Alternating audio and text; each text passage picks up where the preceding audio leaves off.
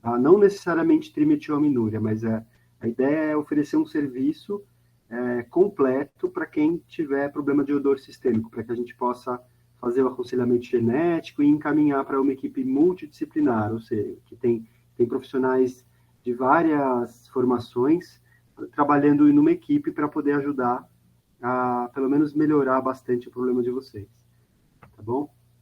Então, a nossa conversa começa com a trimetilamina. A trimetilamina é uma substância química que ela dá odor o odor característico do peixe estragado, tá? Trimetilamina, a gente vai chamar ela de TMA, tá? Essa substância, ela é produzida também pelo nosso corpo, porém, ela não produz odor, ela não causa problema, porque a gente tem uma enzima no fígado que se chama flavina monoxigenase, ou seja, ela oxigena o TMA e forma o TMAO. E o TMAO não tem cheiro. O TMA tem. Por quê? Porque o TMA é volátil. Ele é um gás. E o TMAO não. O TMAO ele vai circular no nosso sangue, vai chegar até os rins e vai ser filtrado lá e vai sair na urina. Tá? No próximo slide, a gente vai ver o que é o gene FMO3. Tá? Então, antes de tudo, vamos falar o que é o gene. O gene é como se fosse uma receita. Uma receita de bolo? Não, uma receita de gente. Mas vamos pensar numa receita de bolo, por exemplo. Tá? Uma receita de bolo. Acrescente leite, água, farinha, ovos, fermento, açúcar. Mexa bem, unte a forma. E assim por diante. Né? A receita de bolo. Mas a nossa receita, o nosso gene é uma receita de gente. Então, vou dar um exemplo de uma receita de gente, tá? Uma receita de mão. Por exemplo, para fazer uma mão, coloque 5 dedos. Em cada um dos dedos, coloque uma unha. 4 dos 5 dedos dobram 2 vezes. Um dedo, o dedão, dobra uma vez só. Isso é uma mão. E assim por diante. Então, você vai ter uma receita de gente para cada parte do seu corpo. Tá? Isso é o gene. Tá? Ao total, nós temos aproximadamente 22 mil genes que compõem o nosso corpo, e eles estão divididos em vários livros. Cada um desses livros de receita, a gente vai chamar de cromossomo. São os livros de receita receita de gente do nosso corpo. Tá? Aqui nessa figura, então, a gente vê a receita de bolo da vovó, uma receita num livro escrito à mão, amareladinha, antiga, tá? E aqui a nossa receita de gente, que é uma receita que está lá num livro, tá num livro bem dobradinha, dentro de cada uma das nossas células, e ela está bem enroladinha, essa receita, numa espiral. Só que quando eu puxo essa espiral, eu consigo ver as letrinhas que formam essa receita de gente. Então, vamos pensar no DNA como aqui, ó, DNA, uma fita métrica, tá? Então, a fita métrica, ela é uma receita bem enroladinha, é uma coisa bem enroladinha. Então, vejam que ela fica bem dobradinha, mas quando você estica, você consegue ver todos os números da fita métrica. A receita de gente, ela é escrita nessa parte, onde estão os números. Só que é escrita a receita para cada uma das partes do seu corpo. Mas essa receita é escrita em português, que nem a receita da sua avó? É escrita em que língua? É escrita em DNAs. Tá? DNAs, vamos chamar assim, é uma língua que tem 4 letras. O A, T, o C e o G. E aí, com essas 4 letras, com as combinações dessas 4 letras, a gente consegue formar instruções e uma receita para cada uma das partes do seu corpo. E agora eu vou passar para essa figura aqui, cromossomo 1. Aqui é o cromossomo 1. Nessa partezinha, não sei se vocês conseguem ver, tem um risquinho bem levinho em vermelho, tá? Uma setinha em vermelha. Esse local aqui é o local onde está localizado o gene da enzima FMO3 no cromossomo 1. Ok. E o que faz essa enzima FMO3? Ela transforma ela transforma o TMA, que tem odor, porque evapora, em TMAO, que não tem odor, porque não evapora. Simples assim. Depois a gente vai ver que essa enzima é muito mais importante que isso, mas ela também, ela principalmente ela ajuda a gente na questão do odor. Só que às vezes acontecem mutações. Então aqui eu coloquei a figurinha da Marvel, lá dos mutantes, dos X-Men, para a gente pensar um pouquinho que as mutações elas podem trazer vantagens. Algumas vezes elas trazem vantagens, mas nem sempre. Às vezes trazem desvantagens também. E às vezes pode ser as duas coisas, tá? Às vezes pode trazer uma desvantagem, porém, em uma outra situação seria vantajoso. Já foram identificados. O que é uma mutação? A mutação é quando lá no DNA você tem aquela receita escrita com aquelas 4 letrinhas, porém uma das letrinhas da receita se modificou, estragou, a receita ficou velha e uma letrinha se perdeu. Então, por exemplo, quando eu estiver falando assim, acrescente leite, ovo, água, fermento, farinha, açúcar no bolo, na receita de bolo da sua avó, se ao invés de escrever açúcar, eu escrever açúcar com 2 S's, você vai continuar lendo açúcar, só que vai ter uma mutação, mudou uma letrinha, o sentido continuou o mesmo, mas mudou uma letrinha, então é uma mutação.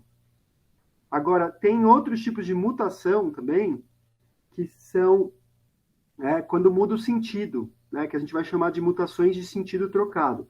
Então, vamos supor que ao invés de escrever açúcar com C cedilha, na receita de bolo da sua avó está escrito açúcar, com B. Açúcar é o mesmo sentido que açúcar? Não, não é. Então, essa é uma mutação de sentido trocado. E, às vezes, quando a receita de bolo da sua avó está muito velhinha, o papel começa a desgastar, às vezes, tem mordida de bichinho e tal, e aí corre o risco de alguma letrinha se perder. Tá? A gente vê aqui embaixo os nossos cromossomos. A gente tem 23 pares de cromossomos ao todo. Tá? O que são os cromossomos? São livros de receitas. De receita de bolo? Não, de receita de gente. Mas e por que eles vêm aos pares? Vêm aos pares porque um vem do pai e um vem da mãe. Então você recebe uma receita para cada parte do seu corpo, você recebe uma receita do seu pai e uma receita da sua mãe. Então quer dizer que para cada parte do meu corpo eu sou um pouco igual ao meu pai, um pouco igual à sua mãe? Não. Algumas partes você é mais parecido com seu pai, outras partes é parecido mais com a sua mãe. Por quê? Porque tem algumas receitas que são mais fortes, tem algumas receitas que são mais, vamos dizer assim, que elas são receitas preferidas. Tá? Então, ao invés de fazer as duas, eu faço uma só, que é aquela receita que dá mais certo. Então, nós estávamos falando dos cromossomos. Nós temos 23 pares de cromossomos, 22 pares de cromossomos autossômicos e um par de cromossomos sexuais. As mulheres recebem um par de cromossomos X e os homens recebem um cromossomo X e um cromossomo Y. Um cromossomo Y que vem do pai e um cromossomo Y que vem da mãe. E essa é a diferença entre os sexos. O homem tem um cromossomo Y e a mulher tem mais um cromossomo X. Então, eu já falei das mutações para vocês, né, os X-Men, algumas mutações trazem vantagens, outras nem tanto. E agora falando da trimetilamina, daquela nossa enzima lá, que ela transforma o TMA em TMAO, transforma a substância que tem odor na substância que não tem odor. Essa enzima, algumas vezes, ela sofre mutações. Ou seja, o DNA, aquela receita, aquele gene que diz como o corpo deve fazer a enzima, aquela receita tem alguma letrinha trocada. Tá? Então, é um A que vira T, é um C que vira G, é um G que vira A. e assim por diante. São essas 4 letrinhas que tem o DNA, uma delas pode estar trocada. E existem tipos de mutação, né? Tem as mutações de sentido trocado, são aquelas que, aquele exemplo que eu falei do livro, o livro de receitas da vovó. Quando está falando acrescente o açúcar, se você trocar o C cedilha por 2 S, não tem problema, porque continua sendo açúcar. Agora, se trocar o C cedilha por um B, passa a ser açúcar. E aí muda o sentido. Então, as mutações da enzima FMO3, aquelas que causam problemas são as que têm sentido trocado. As mutações sinônimas, aquelas que muda a letra, mas continua o mesmo sentido, não causam problema. Tem também mutações sem sentido, que a gente chama. O que são mutações sem sentido? É quando a proteína ela para no meio, a receita para no meio. Então, na receita de bolo, a gente tinha uma parte que falava assim, acrescente leite, ovos, água, fermento, farinha, açúcar. Unte a forma, mexa a massa e assim por diante. Na receita da enzima, deveria ter essa receita toda, mas quando tem uma mutação, a receita para no meio. Então fica acrescente leite, ovo, farinha, e para no meio. E não diz o que tem que fazer com a massa, não diz o que tem que untar a forma. Isso é o que a gente chama de mutação sem sentido. Quando no DNA, uma letrinha dizia que era para continuar, uma letrinha dizia que era para fazer algo naquela receita e é trocada por uma letrinha que fala para parar a receita ali. Tá? Esse tipo de mutação, ele pode causar uma enzima que não funciona, uma enzima FMO3 disfuncional. Então, a gente não consegue, nesse caso, transformar o TMA em TMAO. E aí o TMA, então, se acumula na pele e vai produzir o odor. Tá? Mas a gente vai ver que isso não é uma coisa que... a gente tem algumas formas de contornar esse problema. A gente vai falar sobre isso mais para frente. Então, essas são as mutações mais comuns.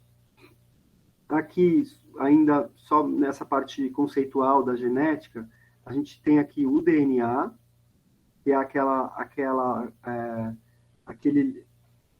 molécula enroladinha onde está a receita de cada uma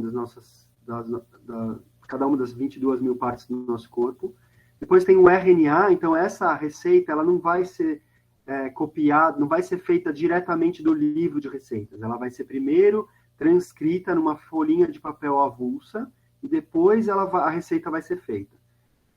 O RNA é a folhinha de papel avulsa e a proteína é a massa, a receita, enquanto ela está sendo preparada. A cada 3 letrinhas do DNA se produz um aminoácido, que é uma substância que vai se juntar num colar de contas, vai se juntar numa sequência para produzir a proteína. Tá? Então, a gente tem, para cada gene, a gente tem a receita em si, que é o DNA, a cópia da receita, que é a folhinha avulsa, que é o RNA, e a proteína, que é a receita quando está sendo feita. Quando a gente olha o RNA, que é a folhinha avulsa, ela só está sendo copiada, essa folhinha avulsa, o RNA só está sendo produzido no fígado. Quando a gente olha para a proteína, quando a gente olha qual célula do nosso corpo que está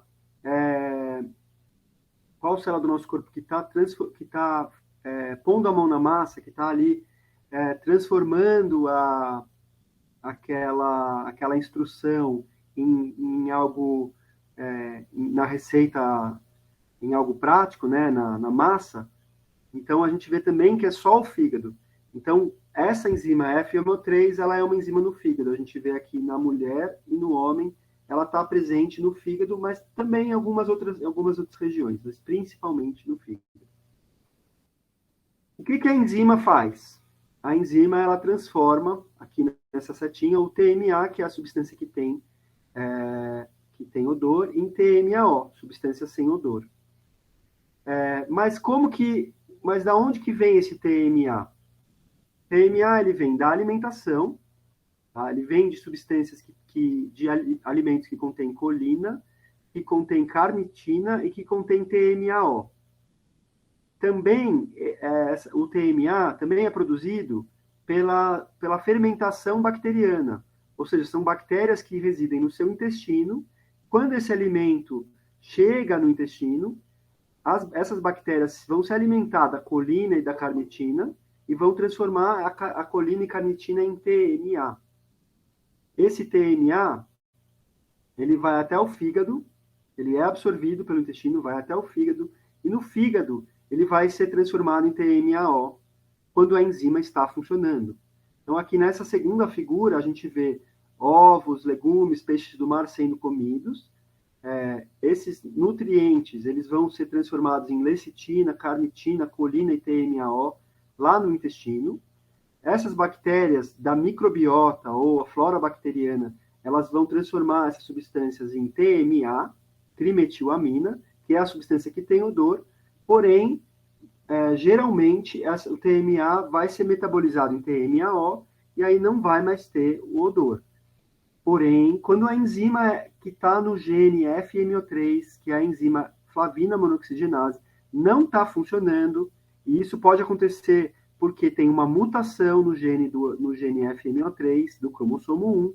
Nesse caso, não vai se formar TMAO, vai se formar somente TMA, e aí o TMA, que deveria ser transformado em TMAO e eliminado pelos rins, ele vai se acumular nos fluidos corporais, na urina, no hálito, no suor, na pele também, e vai causar o odor. Especialmente nas pessoas que têm trimetilaminúria. Tá? Nessas duas figuras aqui, eu destaco a importância das bactérias do intestino para produzirem essa substância. Isso quer dizer que essas bactérias são ruins? Não. Nas pessoas que não têm... As pessoas que têm a enzima funcionando normalmente, não tem problema a bactéria produzir TMA, porque a enzima do fígado dá conta daquele TMA produzido. Mas as pessoas as pessoas podem ter excesso de produção de TMA, porque podem ter muitas bactérias, ou elas podem ter uma produção normal nas bactérias, mas ter uma enzima que funciona muito pouco. Tá? Eu vou parar mais um pouquinho, só para a gente poder autorizar mais alguém que chegou.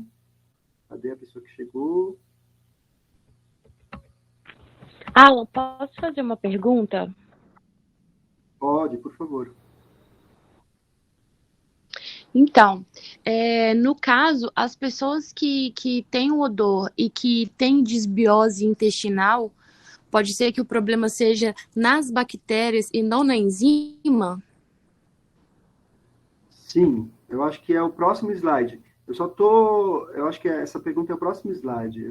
Deixa eu só ver se tem alguém que está esperando para entrar. Deixa eu ver aqui. Ah, então tá bom.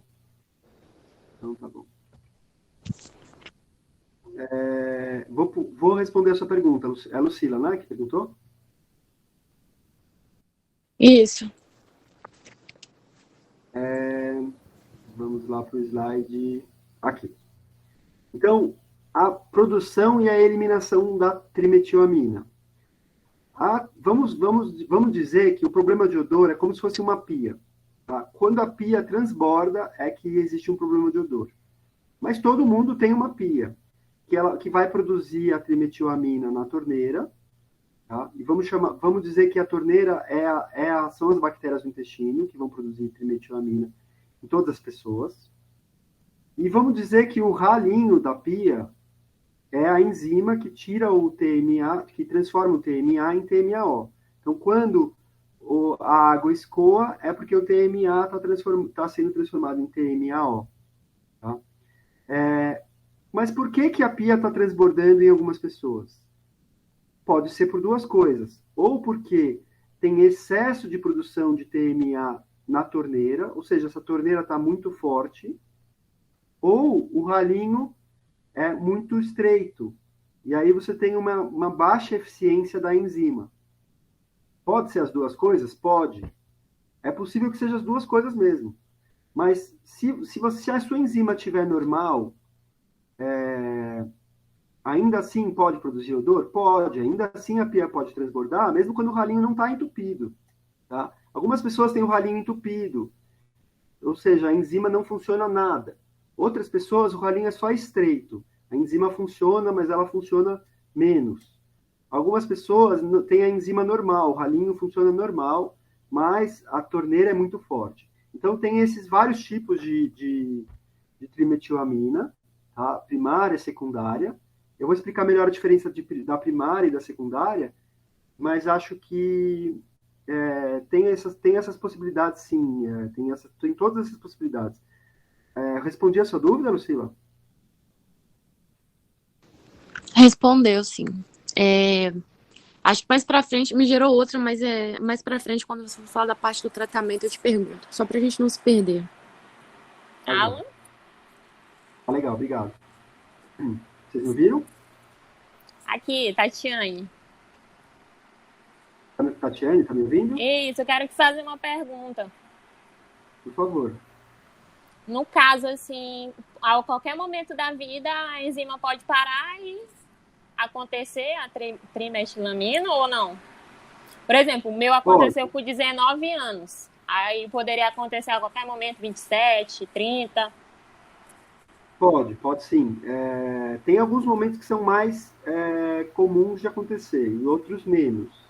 Mas a princípio, em qualquer momento que aquela estiver utilizando aquela pia, o ralinho pode entupir, e aí depois é só desentupir. Em algum momento o ralinho pode estar normal e alguém abriu demais a torneira, por isso ela transbordou.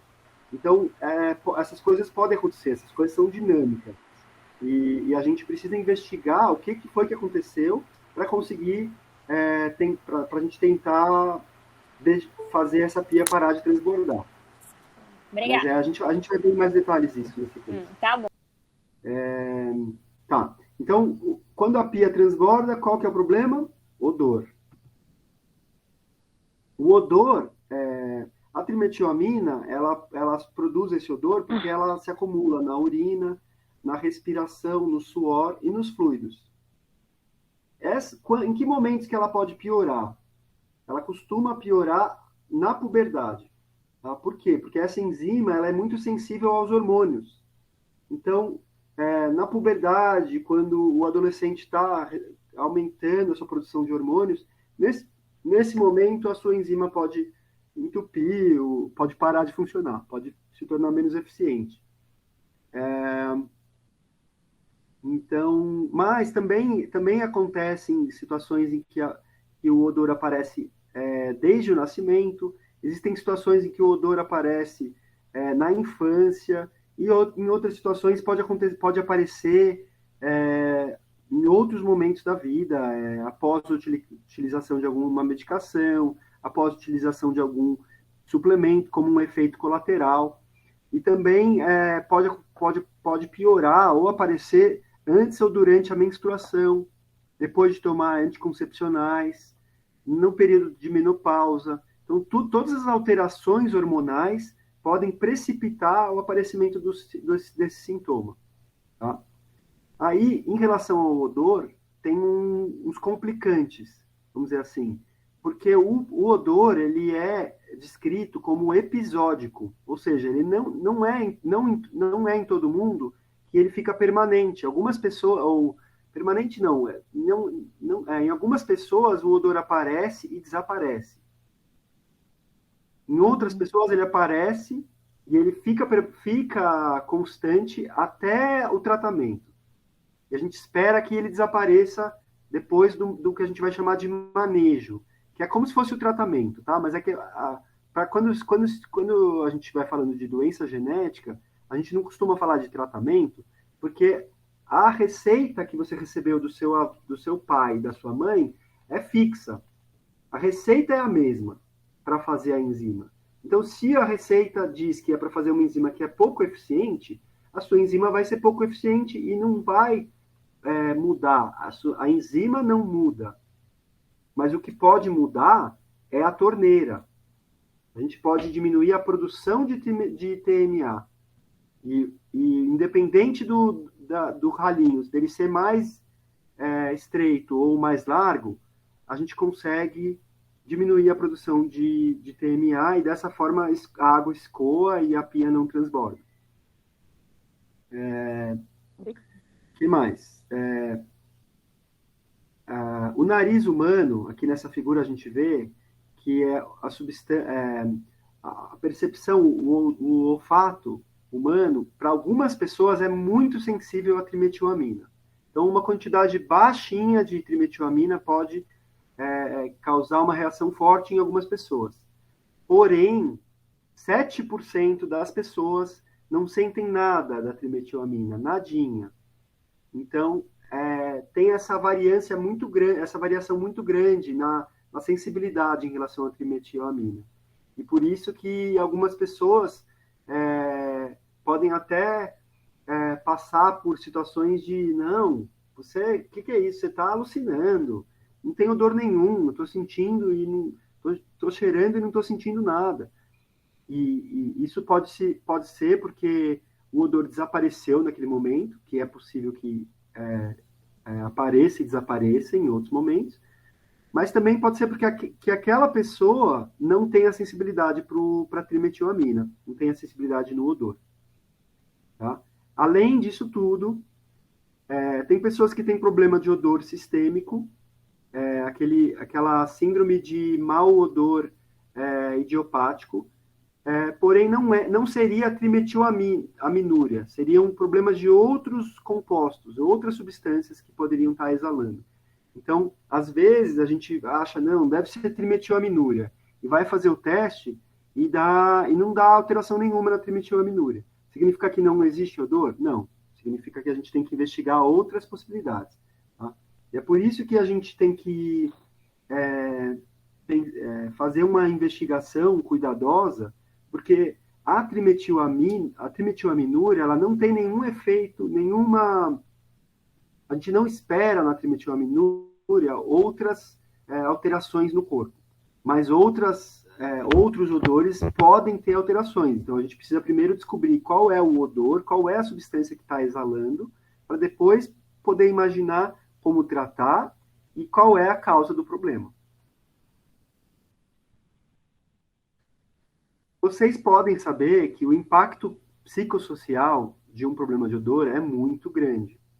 Tá? Então, geralmente, o que se observa para as pessoas que têm esse problema é uma baixa autoestima, é uma ansiedade, paranoia, depressão, isolamento social, pensamento disfuncional, as ideias ficam desorganizadas, porque de tanta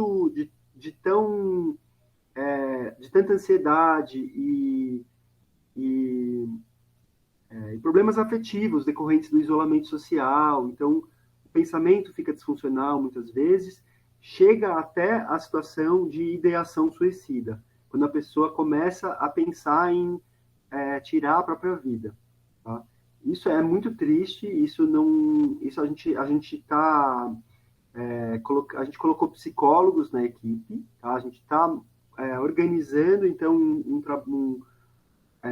a participação de psicólogos nesse serviço de acompanhamento para as pessoas que têm trimetilaminúria ou para as pessoas que a gente vão estar passando com a gente pro aconselhamento genético, porque dessa forma, essas pessoas vão ter um apoio para que não cheguem nem a pensar em problemas, em tirar a própria vida, em resolver dessa forma que não é necessária, né? Porque existe tratamento,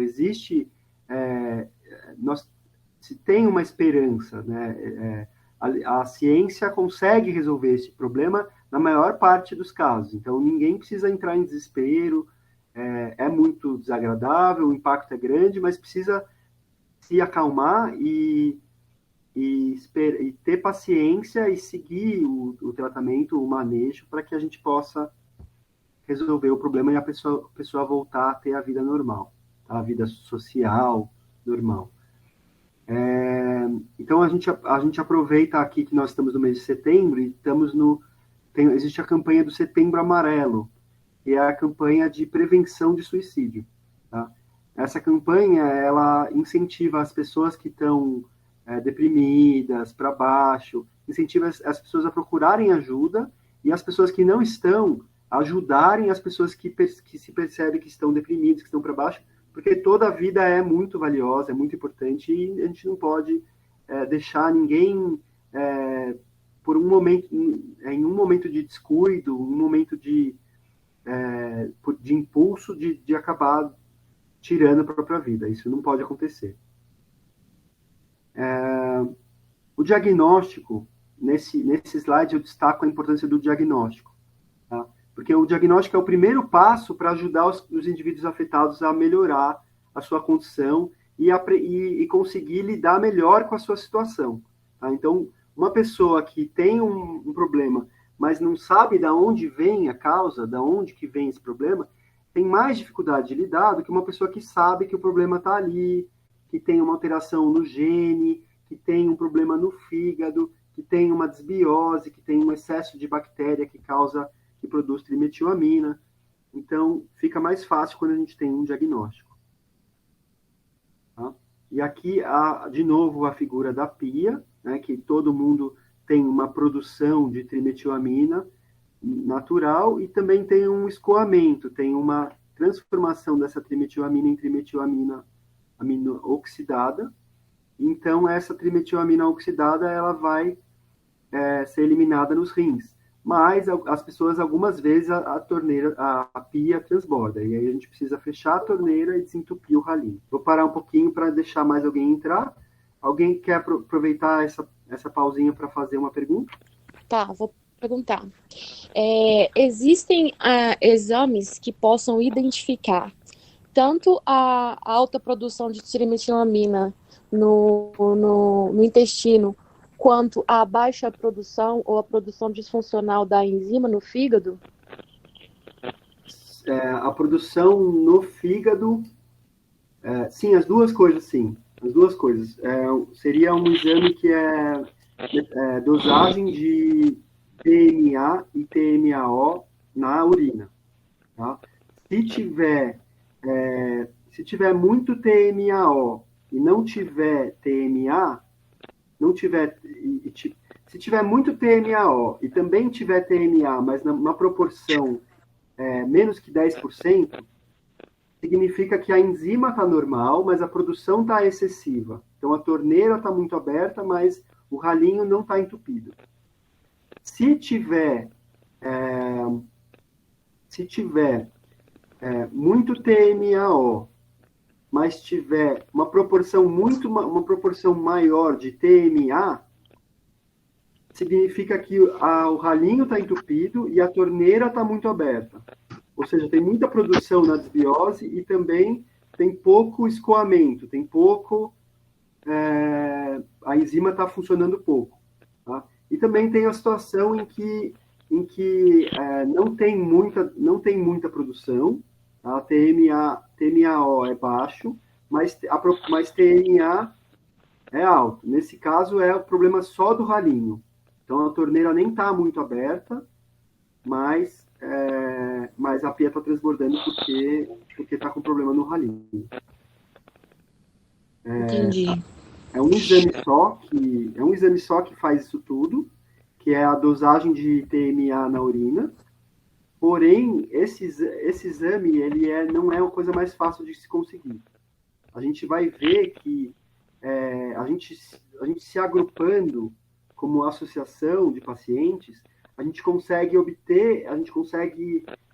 ir atrás de qual é o laboratório que consegue realizar esse exame, que não é um exame simples, ou se não tiver nenhum laboratório realizando, ou se não tiver realizando por um preço viável, a gente bate na porta dos professores da universidade, né? Inclusive, hoje eu convidei a professora Lígia para estar aqui com a gente. Ela teve um probleminha, mas ela vai estar fazendo parte da equipe. E aí, então, a gente vai na universidade e a gente consegue levar as amostras de urina e a gente consegue fornecer esses exames para vocês. Tá? Isso a gente vai ficar em contato. Eu vou, ao final da apresentação, eu vou passar o meu contato. vocês podem me procurar e a gente marca uma sessão de aconselhamento genético para iniciar esse serviço de acompanhamento dos sintomas de odor sistêmico de vocês. E a gente ficando em contato, quando os exames estiverem prontos para serem feitos, a gente vai contatar cada um de vocês para poder convocar para a coleta da amostra, tá? Da amostra de urina. Bom? Tá, só mais uma pergunta. Os indivíduos que começaram a ter a desbiose intestinal, mais ou menos na época que o odor veio, já podem imaginar que eles estão com o problema da torneira aberta demais, né? Do tipo, eles já estão fabricando demais. Correto. Entendi. Perfeito. Obrigada.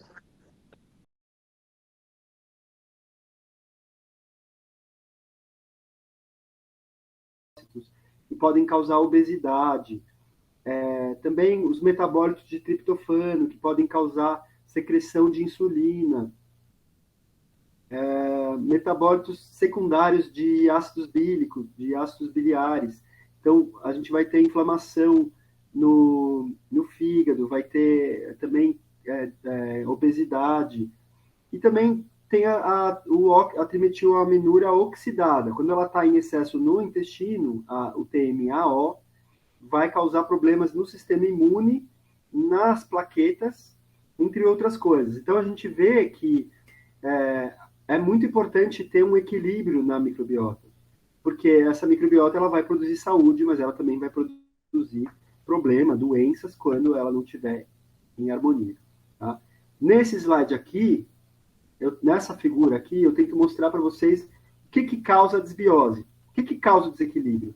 Então, são alguns alimentos? São, por exemplo, bebida alcoólica em excesso, cigarro, hábitos alimentares. Então, são pessoas que ingerem muito produto industrializado, muita fritura, muita gordura, muito açúcar. A dieta ocidental, a dieta comum que algumas pessoas acabam fazendo por conta da correria do dia a dia, essa dieta ela predispõe à desbiose. Essa dieta faz com que a gente tenha uma tendência a ter a desbiose. Isso para todo mundo. Então, todo mundo precisa tomar cuidado e se conscientizar um pouquinho da sua alimentação, tentar melhorar um pouquinho, colocar mais fibra, colocar mais frutas, alimentos, não necessariamente aquilo que a gente acha que é o alimento saudável, tá? Mas simplesmente mais alimentos de origem vegetal, alimentos que têm mais fibra. Isso já vai ser suficiente para diminuir o risco de desbiose ao longo da nossa vida. Tá? Outras coisas que causam problema de desbiose além dos hábitos alimentares. O estresse, fadiga. Então, aqui tem um homenzinho puxando o cabelo. Aqui você tem os antibióticos, anti-inflamatórios e corticoides. Então, o uso excessivo de remédio pode levar à desbiose. Quer dizer, então, que não pode usar remédio nunca? Não. É importante fazer uso do remédio porque a situação de, por exemplo, uma situação de infecção intestinal pode causar desbiose também. Então, o antibiótico ele vai matar a infecção, vai tirar a bactéria ruim. Mas, se continuar utilizando, ou se utilizar por muito tempo, isso pode também aumentar o risco de desbiose, aumentar a chance de outras bactérias virem e acabarem colonizando o intestino, causando um desequilíbrio.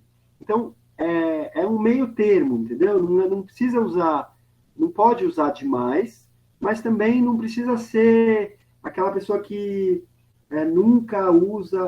É possível usar numa quantidade razoável, porque isso vai trazer benefícios. Esses remédios eles trazem benefícios quando utilizados com parcimônia, né? E também eu coloquei aqui uma setinha outros, porque é possível que tenham causas genéticas também a desbiose, tá? Algumas existe equilíbrio na microbiota, nas bactérias do nosso intestino. E aí, então, elas acabam produzindo substâncias ruins. Mas, numa situação de eubiose, elas fazem um efeito contrário, produzem substâncias benéficas. Essas substâncias, elas chegam até o cérebro, elas produzem saciedade, controle do apetite, regulam o trânsito intestinal. A gente viu várias coisas que podem alterar ou que podem levar a uma situação de desbiose, e a gente vai ver aqui, nessa figura, que quando você tem uma proporção equilibrada entre dois grupos de bactérias, Firmicutes e Bacteroidetes, quando elas estão numa situação de equilíbrio, né, de 40, a Firmicutes está próximo de 50%, e Bacteroidetes próximo de 50%, então a gente vai produzir uma quantidade baixa de TMA e TMAO, tá? Uma quantidade baixa.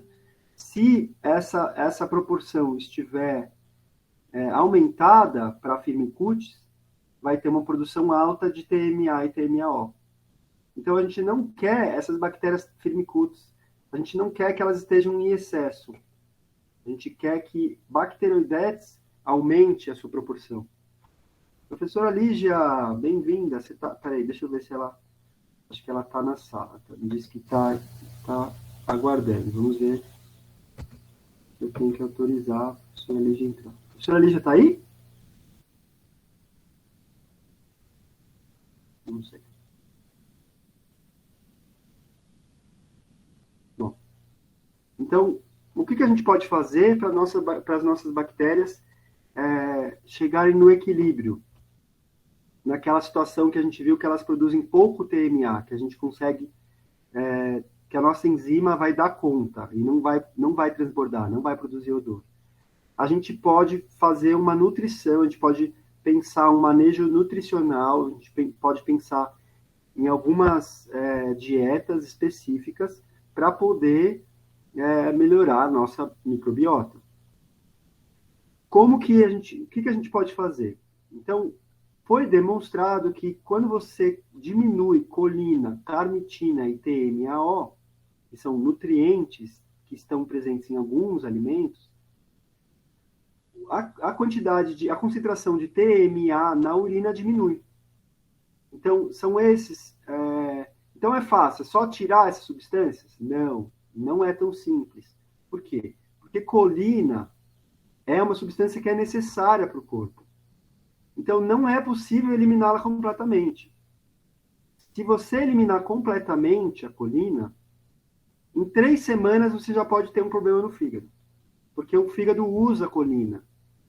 Ele precisa de muita colina? Não, precisa de um pouco. Então, a gente precisa reduzir ao máximo a colina sem passar do mínimo. E aí a gente precisa calcular o mínimo para cada pessoa. E também tem algumas pessoas que não podem diminuir a quantidade de colina em nada, já estão no mínimo. Então, por exemplo, gestantes, lactantes e crianças não podem fazer a dieta de restrição de colina. E aí não tem o que fazer? Tem. Tem outras dietas que podem ser adaptadas para essas pessoas.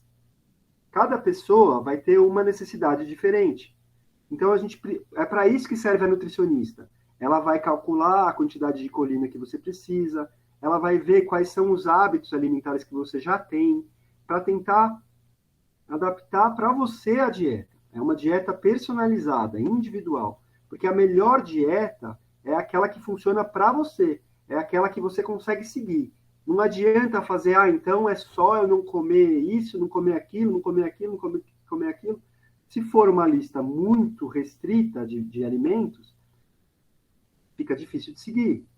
Agora, uma lista de alimentos que vai sendo preparada aos poucos, que a pessoa vai se adaptando, vai se conscientizando e vai conseguindo se preparar para seguir essas orientações da nutricionista, se isso for feito aos poucos, é mais fácil que a pessoa consiga seguir e aí ela vai obter os benefícios todos que essa nutrição pode propiciar. Então, não é uma coisa simples, é uma coisa que pede o acompanhamento da nutricionista para que seja efetivo. Tá? Também tem outras coisas, por exemplo, algumas pessoas são intolerantes à lactose e outras não são intolerantes à lactose. Agora, se você tirar o leite completamente de uma pessoa que não é intolerante à lactose, ela pode até começar a estranhar o leite depois que volta a tomar. Quando ela perceber que o leite, que não fez efeito nenhum tirar o leite. Então, a gente precisa avaliar para cada pessoa, tá? Qual é o alimento que precisa tirar e qual é o alimento que não precisa tirar. Tem pessoas que vão precisar de uma dieta bastante restrita, cheia de detalhes e com muitas restrições. Tem pessoas que não vão precisar de uma dieta tão restrita assim. Tem pessoas que vão poder fazer uma dieta mais tranquila, vamos dizer assim, com poucas restrições, e essas pessoas já vão se beneficiar de uma diminuição ou uma resolução dos sintomas. Tá? Então, tem que ser feito individualmente. Alan, posso fazer uma pergunta? Pode. Como que isso é definido? Como que você sabe quem tem muita restrição e quem não tem? É no controle de odor que você percebe isso? Ou tem alguma outra forma de identificar? Não é no controle de... no controle de odor que você diz é assim, se a pessoa está dizendo que está funcionando ou não está funcionando? Sim, do tipo, eu peguei uma dieta, eu comecei a fazer, mas não senti melhora no odor. Então eu preciso diminuir mais a colina. É assim que é feito ou não? É assim, mas não a colina. Se a dieta não está funcionando, precisa fazer outras coisas, mas não a colina. Tipo, vamos supor que a colina já diminuiu o mínimo, então não tem mais nada que fazer? Não.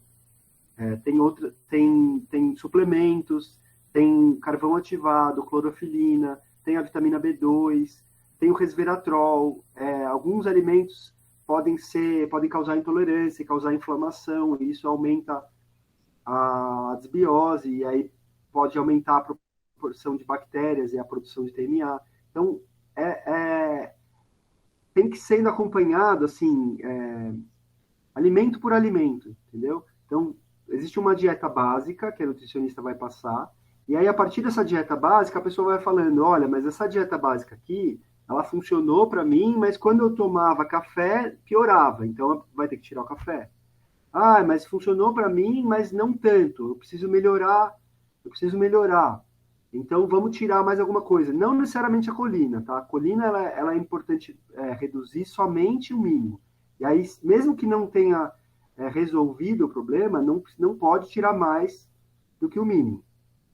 Tá? E aí tem que tirar outras coisas. Por exemplo, se a pessoa estiver comendo... Mais um exemplo. A pessoa ela pode estar com uma restrição de colina máxima. Tipo, muito pouco colírio é o mínimo que ela pode comer para não prejudicar o fígado. Porém, ela não está adiantando de nada essa dieta, porque ela está comendo brócolis, ela está comendo couve de Bruxelas, que são alimentos que têm brásicas, são alimentos que têm indóis, que são outras substâncias que vão desativar a enzima. São substâncias que vão suprimir o efeito da enzima. Então, não necessariamente é a colina. O problema, às vezes, pode ser outras coisas. Às vezes, medicação também. A gente precisa passar em consulta com a nutricionista, passar depois do aconselhamento genético, porque precisa levantar a lista inteira de medicações e de suplementos também. Às vezes, a pessoa não toma remédio nenhum, mas usa chás, usa ervas naturais, isso tudo pode interferir no funcionamento da enzima. E aí, uma vez que, se estiver utilizando alguma coisa que inativa, que diminui a eficiência da enzima, a pessoa pode jogar fora a dieta, porque não vai funcionar se ela não retirar aquele suplemento, entendeu? Aquele alimento. Então, a nutricionista tem ferramentas para fazer isso de uma maneira sistemática. Os detalhes eu não sei porque eu não sou nutricionista, mas acho que Acho que todos vão conseguir acompanhar com a nutricionista para poder ir descobrindo isso, tá? Espero ter respondido. Mas eu posso falar mais sobre isso depois, mas é individual. De um modo, tem que ser individual, tem que ser uma coisa que é para levar em consideração as especificidades de cada pessoa. Então, eu falei das brásicas. Eu estou destacando algumas coisas gerais aqui, tá? Algumas coisas gerais, mas outras vão ser específicas. As brásicas, elas são, de um modo geral, elas devem ser evitadas. O resveratrol, de um modo geral, ele pode ser suplementado, tá? Quer dizer que qualquer suplemento de resveratrol? Não. Tem suplementos que funcionam, tem outros que não funcionam, tem alguns que são bons, outros não. Isso aí é uma conversa para ter com o nutricionista. Mas já se sabe que o resveratrol, numa quantidade que eu não sei qual num uso adequado, ele pode inibir a produção de TMA pela microbiota. Tá? E o peixe? O peixe é muito ruim porque todo peixe tem TMA, então eu tenho que evitar o peixe para sempre? Não. Os peixes de mar, eles produzem muito TMAO, que vai dar origem ao TMA. Peixe de água doce, não. Se o peixe é um peixe fresco, ele não tem TMA. E ele também não tem muito TMAO. Então, não tem problema o peixe de água doce. E aí é uma conversa sobre qual é o peixe de água doce, qual é o peixe de água salgada. Quem mora na praia, eu estou falando de São Paulo aqui é um pouco mais longe da praia. Mas quem mora na praia, aí pelo Brasil afora, deve conhecer quais são os peixes de mar e peixe de água doce. E infelizmente, a gente, às vezes, é mais fácil encontrar peixe de água doce, de mar do que de água doce nos supermercados, tá? Mas aí é uma questão de ir se adaptando aos pouquinhos. Bom, então a trimetilaminúria primária é aquela que tem causas genéticas, ela é causada por mutações recessivas, ou seja, são mutações que você recebe tanto do seu pai quanto da sua mãe, mas que são mutações que elas são receitas, que elas só vão alterar a sua enzima quando elas estiverem em dose dupla. Por isso que a gente chama de mutações recessivas. Mas também tem as formas bialélicas, ou seja, às vezes quando a pessoa recebe uma receita com mutação só de um dos pais, e a outra é normal, mas tem alguma alteração, pode ser que quando combine as duas, gera um defeito. Tá? Isso na trimetilaminúria primária, que é quando você vai ter uma quantidade de TMAO menor do que 40%. Na trimetilaminúria secundária, que é quando tem uma quantidade de TMAO menor do que 90%, você vai ter provavelmente existe uma predisposição genética, mas que não é uma predisposição, ou seja, ela não causa a doença sozinha. Ela vai precisar de mais uma causa, que é uma causa ambiental ou orgânica. Então, são fatores. Um é o fator genético e precisa de mais um fator. Qual que é o segundo fator? É um fator ambiental ou orgânico. Ambiental, quando a gente pensa, é a desbiose, por exemplo. É as substâncias que a flora bacteriana estão produzindo. Orgânica pode ser algum problema no rim, pode ser algum problema no fígado, é alguma outra doença que pode estar levando à diminuição do funcionamento da enzima. Além disso, o estresse está aqui apontado como um dos fatores para a trimetilaminúria secundária, transitória ou adquirida. São outras formas de se referir a essa forma de trimetilaminúria, tá? Os nomes, na verdade, eles estão um pouco confusos ainda na literatura, tá? Às vezes a pessoa está falando como trimetilaminúria secundária, mas se referindo a alguma coisa que a gente pensa como primária, e às vezes a pessoa está falando trimetilaminúria primária em alguma coisa que outras pessoas chamam de secundária. Então, é um pouquinho confuso, mas a gente vai tentar resolver isso mas caso a caso, tá?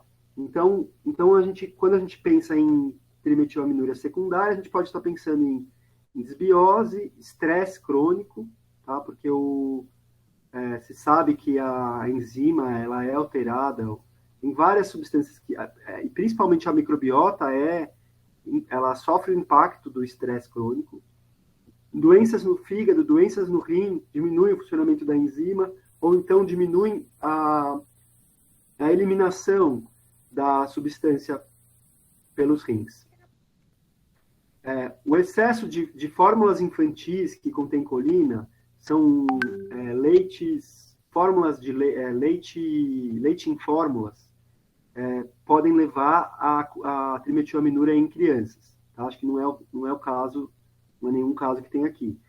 E ingestão excessiva de colina, esse sim é uma coisa que a gente pode manejar com nutrição. Mas tem algumas pessoas que ingeriram muita colina por conta de um suplemento, então, por conta de academia, ou então, mesmo para melhorar a microbiota, algumas pessoas, ou para melhorar o fígado, algumas pessoas podem tomar aquelas cápsulazinhas de colina. Isso não é recomendado, tá? Porque se tomar em excesso, ou sem o acompanhamento médico, o que pode acontecer? Essa colina ela pode não ser absorvida no intestino, e quando ela fica em excesso lá, no intestino, ela vai multiplicar muito o número de bactérias que metabolizam, que transformam, que se alimentam de colina. O que vai acontecer? Num segundo momento, quando você estiver comendo uma quantidade normal de colina, essas bactérias vão estar ali em grande excesso. Então, elas vão transformar toda a colina que estiver ali em TMA. Por isso que é preciso tomar cuidado com os suplementos, com esses frasquinhos de remédio que são vendidos sem receita. Tá? Também é o caso da carnitina, que também é vendido para academia. São suplementos que são vendidos para quem quer ganhar massa muscular em academia. Então, muito cuidado com essas substâncias que são vendidas sem receita médica. E, por fim, tem alguns remédios, como o antirretroviral, que é para quem tem HIV, não é o caso de ninguém aqui, acho que eu saiba, ninguém tomou antirretroviral, porque é só quem sabe que tem, quem está em tratamento para AIDS, não é o caso de ninguém, mas isso poderia prejudicar o fígado de uma maneira mais permanente. Significa que não tem o que fazer? Não, tem o que fazer. Tem tratamentos que poderiam reverter essa condição essa condição de ineficiência da enzima causada por um medicamento também. Tem outros medicamentos que podem causar isso, a gente vai ver mais para frente. Então, já estou me alongando muito, vou tentar correr um pouco mais. Nesse slide aqui é só para lembrar que a trimetilaminúria ela faz parte das doenças que a gente chama de erros inatos do metabolismo. Tá? São as doenças do teste do pezinho.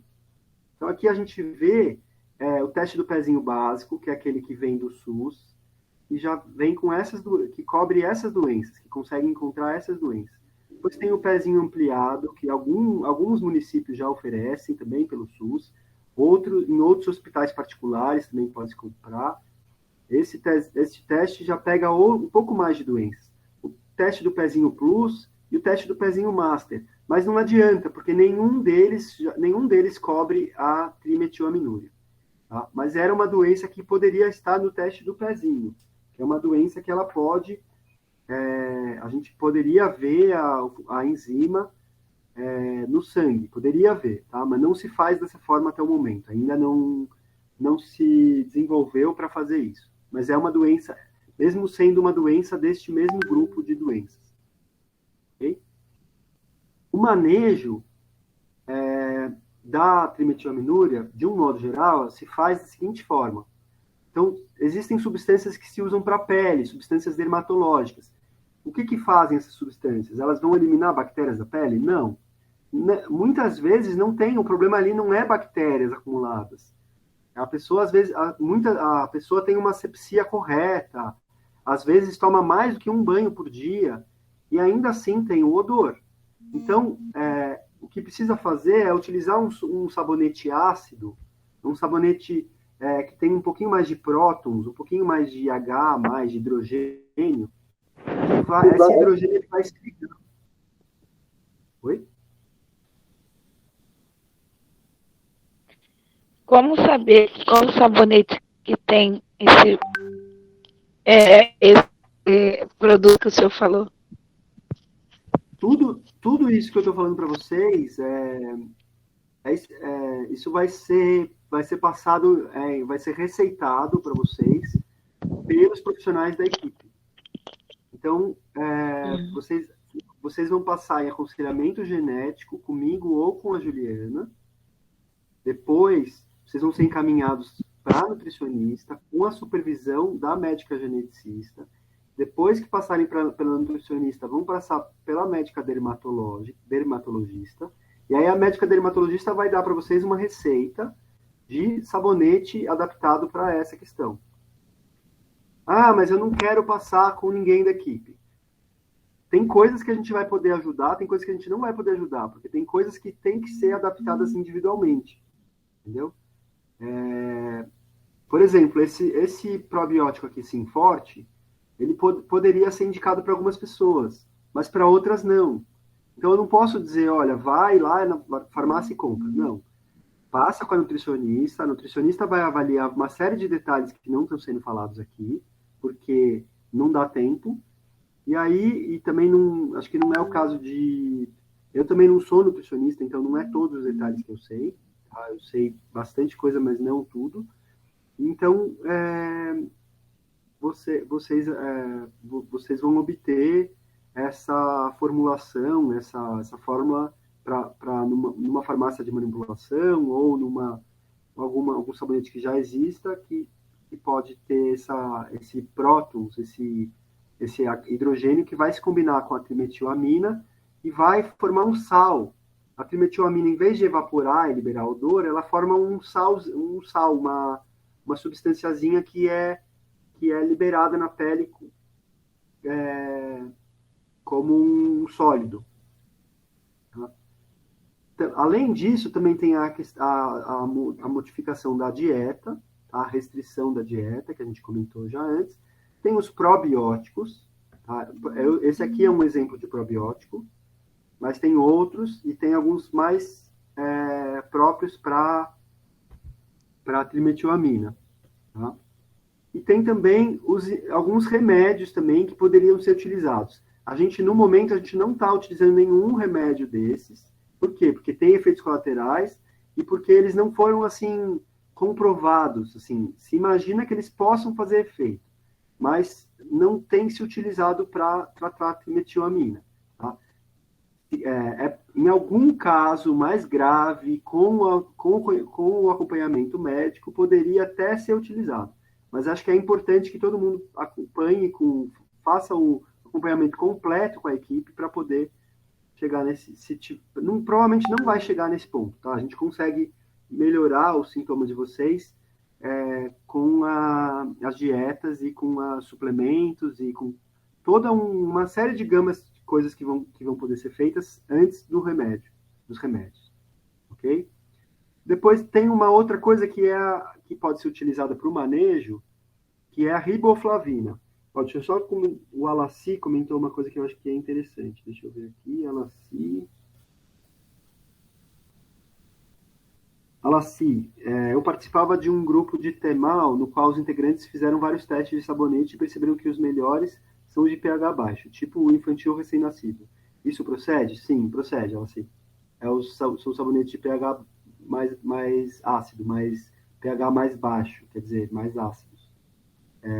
Procede, tá? Eu não posso dizer assim, essa marca é melhor, essa marca não é melhor. Não sou dermatologista, mas nada impede esses sabonetes de uso liberado, nada impede de utilizar.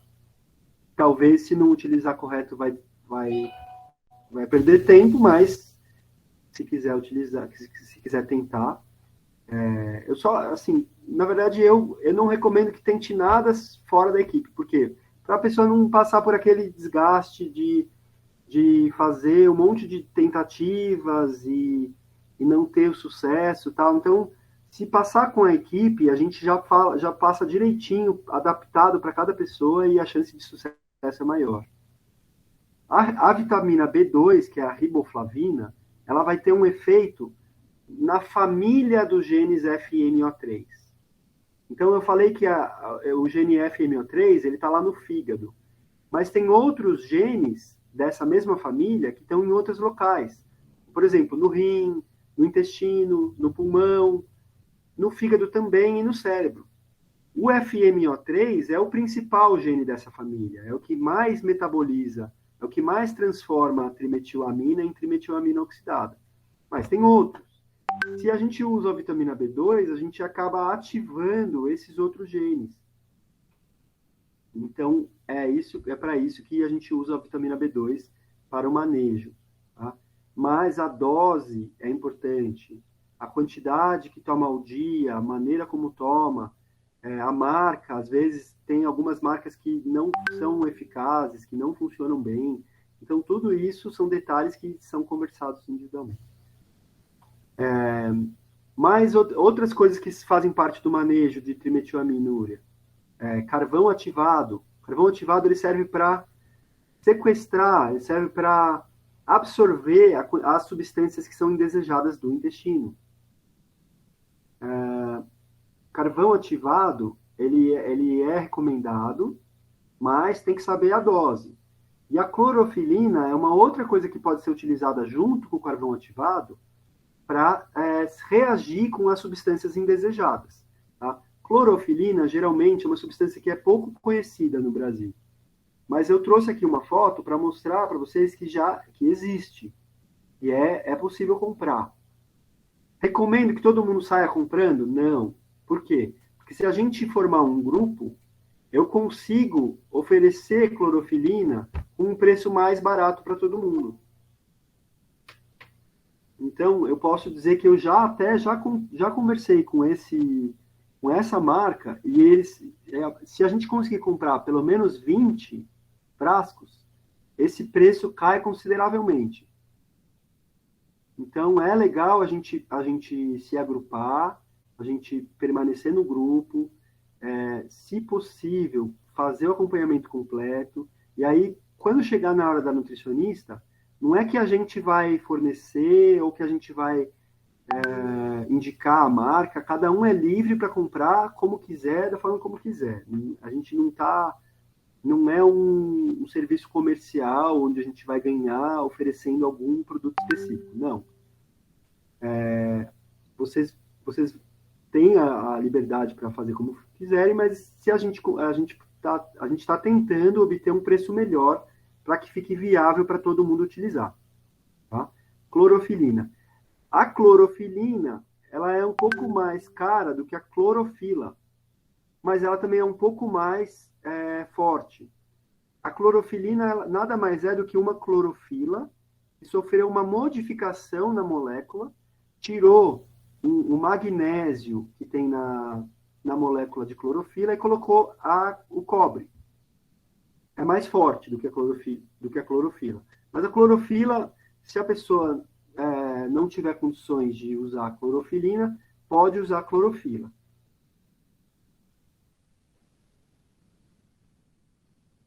Aqui, esse slide, ele fala de farmacogenética. O que é farmacogenética? São remédios que vão interagir com a enzima. Tá? A pessoa, dependendo da receita que ela tem daquela enzima, da mesma enzima FMO3, ela vai ter o metabolismo, a absorção de remédios modificada. Então, alguns remédios, ela pode tomar uma dose pequenininha e fazer um super efeito. A pessoa tem que saber quais remédios que ela tem esse problema, porque ela não pode tomar a dose normal. Ela tem que tomar uma dose reduzida, porque ela pode ter uma superdose, pode ter mais efeitos colaterais. Então, uma vez que a pessoa está em suspeita de trimetilaminúria, ela precisa tomar cuidado com todos os medicamentos que ela utiliza. E tem outro problema também. Às vezes, o medicamento é uma coisa que pode estar competindo com a trimetilamina pela utilização da enzima. Por exemplo, a clozapina é uma substância que pode competir com a trimetilamina pelo espaço na enzima. Então, nesse caso, teria que pensar, junto com o médico que prescreveu, uma opção para algum remédio que não atrapalhe no manejo do odor de trimetilamina, da trimetilaminúria. Então, a gente precisa passar em consulta com cada um para saber quais são as medicações que está usando, para poder pensar em como, se tem alguma delas que pode prejudicar o tratamento, tá? Vocês podem ver que são várias substâncias de vários tipos diferentes. Tem, por exemplo, antifúngicos.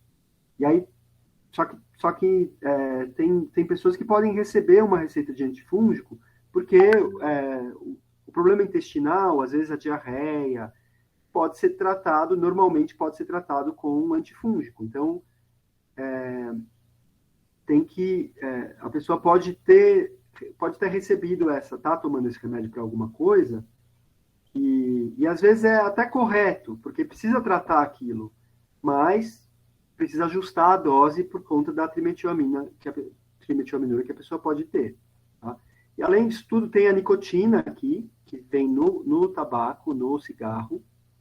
Isso vai interferir com a enzima. Também tem o café, tá? E alimentos também, como o caso da couve de Bruxelas, do brócolis. Tá? Essa lista aqui não está completa.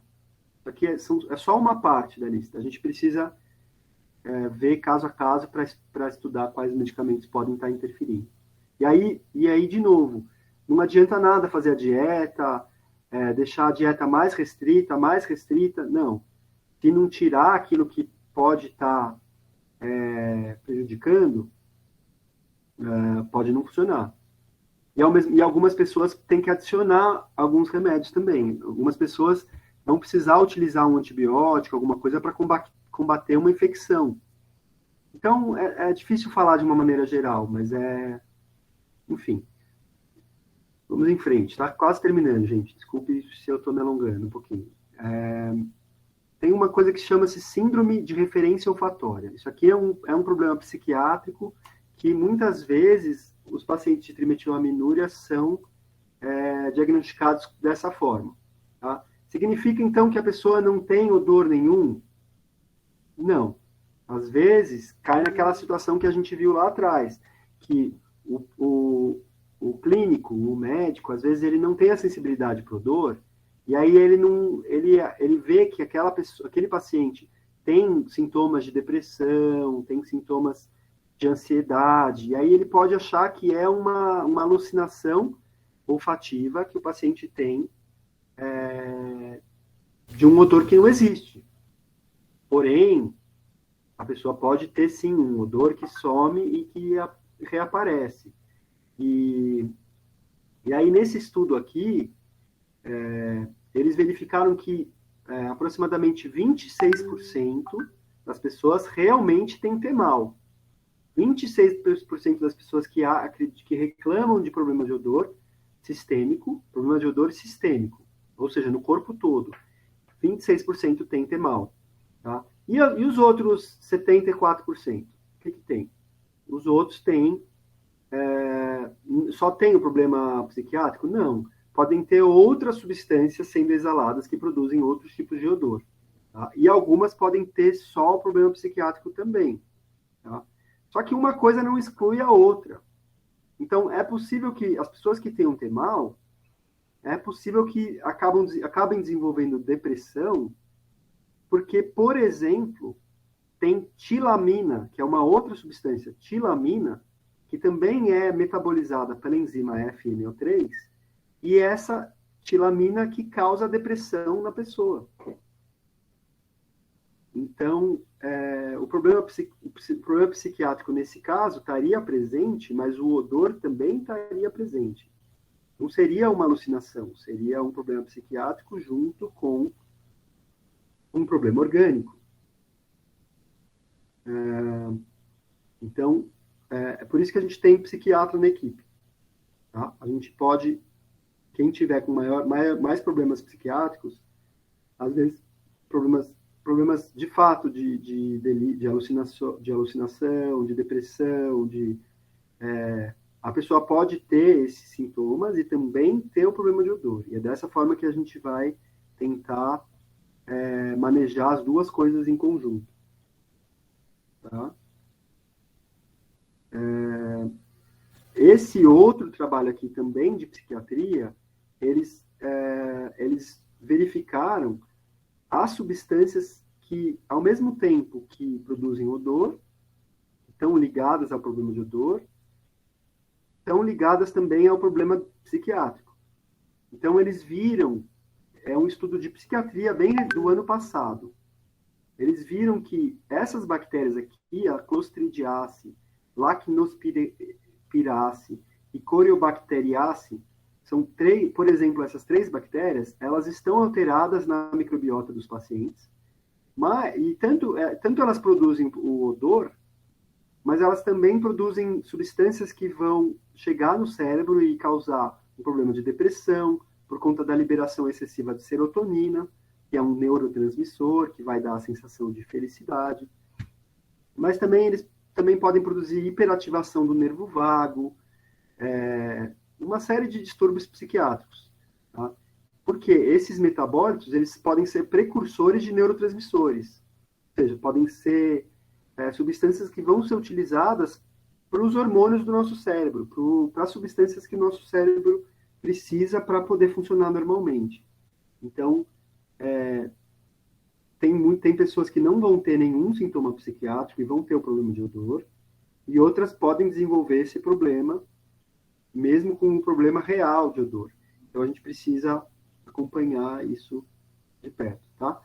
Isso aqui é um slide só para a gente pensar no futuro. Em breve, em algum tempo, a gente vai ter terapia gênica. São coisas que hoje em dia ainda não existem, mas que já estão sendo desenvolvidas nas universidades. Terapia gênica é o que mostra essa figura aqui. É como se fosse uma tesourinha cortando o DNA e colocando um outro gene no lugar. Tá? Isso já existe para problemas oftalmológicos apenas, mas é uma técnica muito, muito, muito cara hoje em dia. No futuro vai ficar um preço melhor. Tá? E acredito que ninguém aqui vai precisar pensar nisso, porque o problema de vocês vai conseguir melhorar sem precisar contar com essa coisa tão avançada. Mas é bom saber que, mesmo quando não tem mais esperança, ainda tem uma luz no fim do túnel. E tem a terapia de reposição enzimática também. Então, na genética, naquele grupo de doenças que a gente viu que são os erros inatos do metabolismo, aquelas doenças do pezinho, às vezes faltam enzimas. Mesma coisa da trimetilaminúria. Só que são enzimas diferentes. Ou enzimas de outras partes do corpo que não o fígado. E nessas doenças já existe tratamento em que as enzimas elas são colocadas na pessoa pelo sangue, pela veia. Então, existe reposição das enzimas pela veia. Tá? Isso não existe ainda para a trimetilaminúria. Não existe ainda. Porque a enzima da trimetilaminúria ela fica no fígado. E ela talvez não faça o efeito se ela não chegar no fígado. Mas é possível que venha a se desenvolver essa terapia mais para frente. Também tem essa terapia aqui que é mais... que já está sendo testada, mas que é uma terapia que ainda não é corriqueira, né? Que foram poucas pessoas que já fizeram. No Brasil já foi feito, mas para outras doenças que não a trimetilaminúria. E nessa técnica, é mais como uma curiosidade que eu trago aqui para vocês, porque é uma coisa que vai ser mais utilizada em breve. É o transplante de microbiota fecal. O que quer dizer isso? Quer dizer que se a pessoa tem uma desbiose e ela não consegue melhorar as bactérias que ela tem ali, algumas vezes, se ela receber um pouquinho das bactérias do intestino de uma outra pessoa que tem a microbiota saudável, às vezes aquilo vai ajudar para que ela se recupere daquela desbiose. Tá? Então, se utilizam cápsulas com material fecal de um doador e a pessoa que receber a doação, ela ingere essa cápsula que se abre somente no intestino e libera aqueles micróbios que vão ajudar. Tá? Isso tudo são possibilidades para o futuro. No momento, a gente tem melhorias para a microbiota feita com antibióticos. Alguns antibióticos podem combater microbiota, infecção, por exemplo, intestinal. Tá? Mas também não dá para usar em excesso, então não dá para usar muito tempo, porque senão acaba eliminando também as bactérias boas. Como é que se faz o diagnóstico de trimetilaminúria? É com um exame bioquímico, tá, que verifica a trimetilamina na urina. Se tiver mais que 10% de trimetilamina ou menos de 90% de trimetilamina oxidada, é a mesma coisa, então o paciente ele passa para a segunda fase do diagnóstico, que é olhar o DNA mesmo. Olhar lá, desenrolar uma fita do DNA, olhar a receita que você recebeu da sua avó e ver letrinha por letrinha daquele gene FMO3 qual a receita que você recebeu. E aí, quando verifica que tem lá uma letrinha, pelo menos uma, algumas vezes duas, uma que veio do pai e uma da mãe, mas pelo menos uma que tá com uma mutação, nesse caso, fecha-se o diagnóstico de trimetilaminúria. Tá? O diagnóstico ele pode demorar anos, é comum demorar anos. Tá? Infelizmente, é uma doença rara, infelizmente, é uma doença pouco conhecida. Então, a gente não tem muita facilidade de encontrar os exames e nem conhecimento difundido sobre a doença para que o diagnóstico seja feito de uma maneira correta e ágil. Mas vocês têm a sorte de terem alcançado e terem descoberto uma equipe especializada que está se especializando no manejo da trimetilaminúria. E isso é muito legal, porque vocês vão conseguir chegar ao diagnóstico se é ou não é trimetilaminúria ao longo desse processo, tá? Não quer dizer que, então eu cheguei, agora eu vou fazer o diagnóstico amanhã. Não. A gente ainda está na fase de acertar com os laboratórios quais laboratórios que vão fazer os exames. Significa que ninguém pode fazer o exame? Por favor, se alguém achar alguma forma de fazer esses exames, me conta. Porque eu estou ligando para todos os laboratórios e estamos tentando obter um local que possa fazer esses exames. Mas é difícil, porque a trimetilamina, a gente tem que lembrar que ela é um gás. Então é mais difícil de você detectar, dosar esse gás na urina do que se não fosse um gás. E também o exame de DNA, ele é um exame caro, como a gente vai ver nos próximos slides. Aqui, ainda nesse slide, eu só deixo bem claro aqui que o diagnóstico não pode ser baseado no olfato do examinador. Tá? Às vezes, pelos motivos que eu já expliquei antes. O olfato ele não serve para chegar a um diagnóstico. Nessa figura aqui, essa figura, cada pontinho dessa figura é uma pessoa, e essas pessoas elas foram colocadas nesse gráfico, nesse eixo aqui é a quantidade de trimetilamina na urina, nesse eixo aqui é o total de trimetilamina mais trimetilamina oxidada. Então, quando o pontinho cai nessa parte do gráfico, a pessoa tem trimetilaminúria do tipo 1, ou a trimetilaminúria primária. Quando cai nessa parte do gráfico, trimetilamina do tipo 2. Se tiver menos do que 20%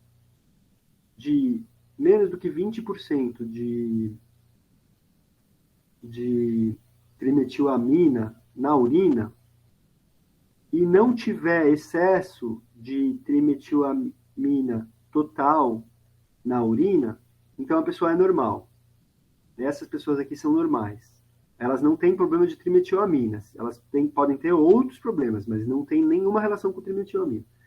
Agora, se elas tiverem menos de 20% e tiverem uma quantidade alta do total, da soma do TMA mais o TMAO, então elas entram no tipo 2. Tá? E aí tem algumas diferenças para a maneira de tratar. Esse exame ele pode ter falsos negativos. O que quer dizer isso? Às vezes a pessoa faz o teste e o resultado não representa a situação que a pessoa passa quando ela está tendo o problema de odor. Então, para evitar esse falso negativo, a pessoa, para fazer o exame, ela precisa utilizar uma substância que vai servir como se fosse a trimetilamina, para aumentar a quantidade de trimetilamina. Tá? Então, vai usar ou a farinha de peixe, ou vai usar o suplemento de colina. Ela tem que fazer o uso de alguma coisa que vai produzir a trimetilamina na urina, para a gente conseguir ver se essa enzima está funcionando bem ou não. Tá? Isso vocês vão ser bem orientados quando chegar o momento de fazer o teste bioquímico e depois o teste genético. E a gente tem uma perspectiva de poder oferecer isso tudo para vocês com preços reduzidos. Mas é uma coisa que vai levar algum tempo ainda. Espero que não muito, mas vai levar algum tempo. Isso não significa que não dá para começar o tratamento, que não dá para começar o manejo, que não dá para começar a investigação. E aí vou passar para vocês o contato para a gente agendar a consulta de vocês em breve. Ok. Quase terminando. Então, como é que funciona o serviço de doença rara nessa equipe que a gente montou para vocês? O paciente, a pessoa, ela começa passando comigo ou com a Juliana, que somos biólogos habilitados para aconselhamento genético. E o que é o aconselhamento genético? O aconselhamento genético é uma conversa sobre a família da pessoa. Tá? Uma conversa sobre a família. Qual doença tem na sua família? Tem alguém que teve alguém que faleceu cedo? Tem alguém que vive muito? Tem alguém que é muito alto, que é muito baixo? Tem alguém que nasceu com um dedinho a mais, que nasceu com um dedinho a menos? Tem alguém que tem uma fissura no lábio? Tem alguém que tem dor de cabeça, alergia? Enfim, a gente vai ter uma conversa de 1 hora, é bem detalhada, e a gente vai construir a sua árvore genealógica. Quando a gente fizer essa árvore, a gente consegue imaginar possibilidades. A gente consegue ver se tem na sua família algumas coisas que levam a pensar em trimetilamina ou coisas que podem levar a pensar que não é trimetilaminúria. Tá? Se tiver coisas que levam a pensar que é trimetilaminúria, a gente já começa o manejo. Se tiver coisas que fazem a gente achar que não é, a gente pode encaminhar para outras formas de manejo, para tratar outras situações. Tá? Então, é uma conversa que a gente precisa ter. Desculpa, gente. Uma conversa que a gente precisa ter que leva 1h30, mais ou menos. E aí, a partir do aconselhamento genético, que é o primeiro profissional que abre a porta para esse serviço, a pessoa é encaminhada com um relatório longo que explica todos os sintomas, tudo que foi conversado ali, para o próximo profissional que vai atender aquela pessoa. E aí a gente montou uma equipe onde cada profissional tem um preço bastante reduzido para que a gente possa trabalhar junto, para que a gente possa um ir encaminhando para o outro e o paciente não parar no meio, ele chegar a passar por todos os profissionais para que ele possa receber um tratamento completo. Tá? Ao final do tratamento, depois que a pessoa fizer o teste bioquímico e fizer o teste genético, aí volta para o aconselhamento genético, onde o aconselhador genético vai explicar qual é o risco do problema aparecer de novo mas em outra pessoa da família. Tá? Se tiver alguma causa genética, se encontrar a mutação no DNA, quando fizer o exame de DNA e encontrar a letrinha, aquela letrinha ela pode passar para os filhos, e não quer dizer que vai ter com certeza a doença, mas tem um risco de ter, um risco maior de ter a doença. E aquela letrinha, ela pode estar presente nos irmãos, nos pais, em outros parentes que podem não ter a doença no momento, mas que podem se beneficiar se eles souberem que tem risco de terem a letrinha trocada, a mutação. Porque dessa forma a pessoa vai poder se prevenir, vai poder tomar cuidado com a sua microbiota, vai poder tomar cuidado com os medicamentos que utiliza, com as alergias que possui, com várias coisas que podem diminuir o risco dela começar a apresentar os sintomas de trimetilaminúria. Tá? Nesse slide aqui, é um dos últimos slides, gente, para terminar. Os testes genéticos, que é lá na etapa final desse processo que a gente vai acompanhar com vocês. Os testes genéticos, geralmente, a gente pensa, eles são muito caros, eu nunca vou conseguir fazer isso. Realmente, existem testes genéticos com preços absurdos. Eu trouxe aqui esse daqui, olha, que custa R$14.000. É um absurdo. Mas eu trouxe o mesmo teste custando R$2.700 nesse outro laboratório e nesse aqui R$2.300. Só que esse teste aqui, ele custa R$2.300, mas ele verifica só o gene da FMO3. E esse aqui custa R$2.700 e pode ser parcelado em 12 vezes. E ele consegue analisar 502 genes ao mesmo tempo. Com um valor um pouquinho mais caro. Mas qual que é a vantagem de fazer 502 genes? Porque se o problema não tiver no gene FMO3, pode ser que esteja em algum desses outros genes. Todos eles? Não. Tem alguns genes que não têm nenhuma relação com odor, e outros podem ter alguma relação com odor. Então, às vezes, quando o preço é semelhante, pode ser vantajoso fazer um exame que tem um número maior de genes, tem uma amplitude maior. Isso é uma coisa que a gente vai conversar também com mais calma quando chegar a hora, tá? Quando chegar o momento de pensar se a pessoa quer ou não quer fazer o teste genético. É um teste que é feito no sangue. E esse aqui é uma técnica, que é uma técnica antiga, que a gente fala que é procurar agulha no palheiro. Mas é uma técnica que ela ela olha letrinha por letrinha, então ela dá muito mais trabalho, porque ela vai olhar letrinha por letrinha naquele gene, naquela receita. Mas é uma técnica que fica muito mais barata. Então a gente pode imaginar que a gente vai conseguir fazer esses testes por R$500. E no final das contas ele vai olhar as mesmas coisas. É muito mais trabalhoso para quem vai fazer o teste, mas vai ficar mais barato e para quem vai fazer o teste, que eu digo, é quem vai estar no laboratório analisando esses resultados. Mas vai ficar mais barato e vai demorar mais tempo, mas o resultado é equivalente. Então, é mais uma esperança. Também eu falo das pesquisas clínicas, então, quando não tem mais nenhuma esperança, sempre tem uma luz no fim do túnel.